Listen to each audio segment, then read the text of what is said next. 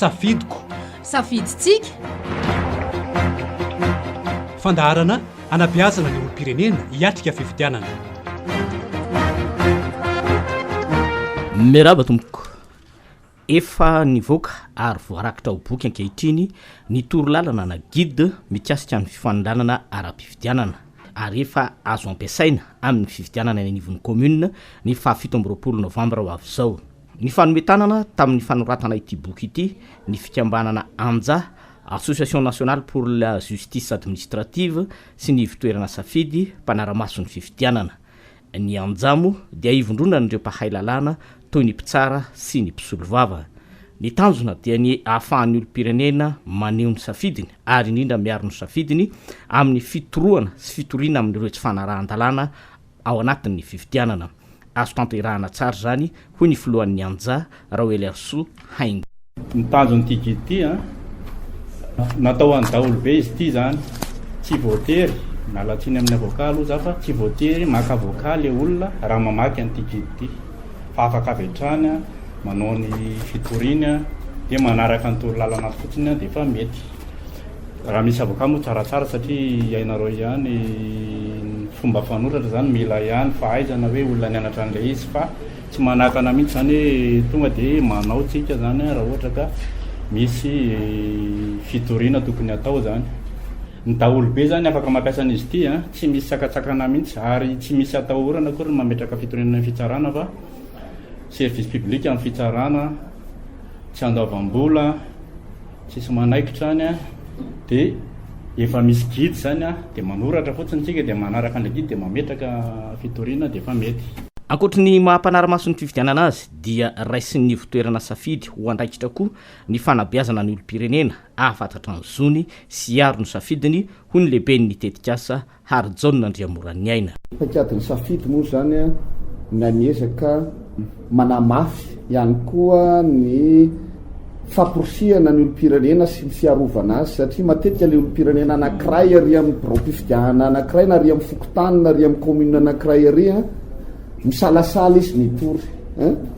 hoe raha mitory amin'ity mety anapahavalo betsaka ao anatin'ny fomba fitondrana n'ilay raharaha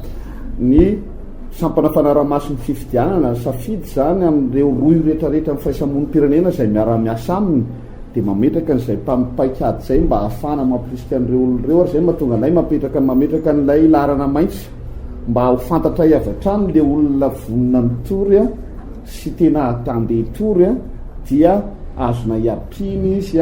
na ara-moraly zany na ara-teknika ny fitsarana moa zany zay ny antony arahana miasa amin'ireo mpisolovava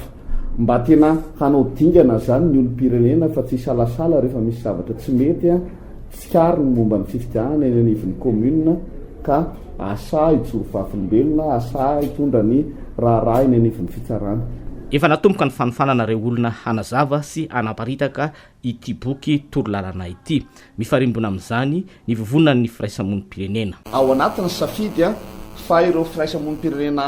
namana hafa toy ny KMF tokoa hoe sy ny justice EP koa zany dia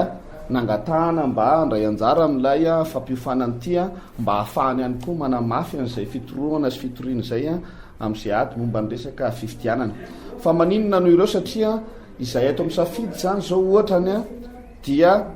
mety ho vitsivitsy zay manao anatin'le fiofanana ity fa ny fampiarana an'le torolalana dia miparitaka amin'ireo mpanara-maso rehetrarehetra atao amin'ny safidy izay misa eo amin'ny 704 eo izy zany no aparitaka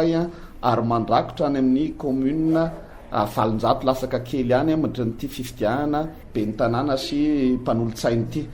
dia ao anatin'izay zany eo anivon'ireo commune ranay maso moa mazava ho azy zany dia efa misy fifandraisana tsy tapaka amin'ireo mpanara-maso ny fifidianana sy ireo olo-pirenena tsotra ao anatin'ny paikady zay eo amin'ny fomba fiasan'ny safidy.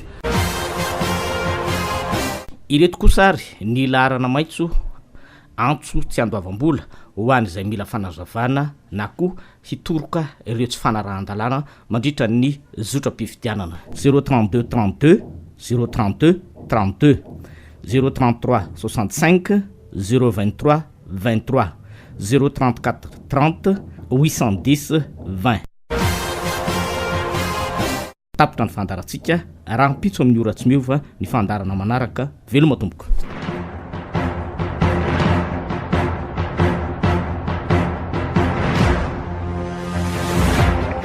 safidiko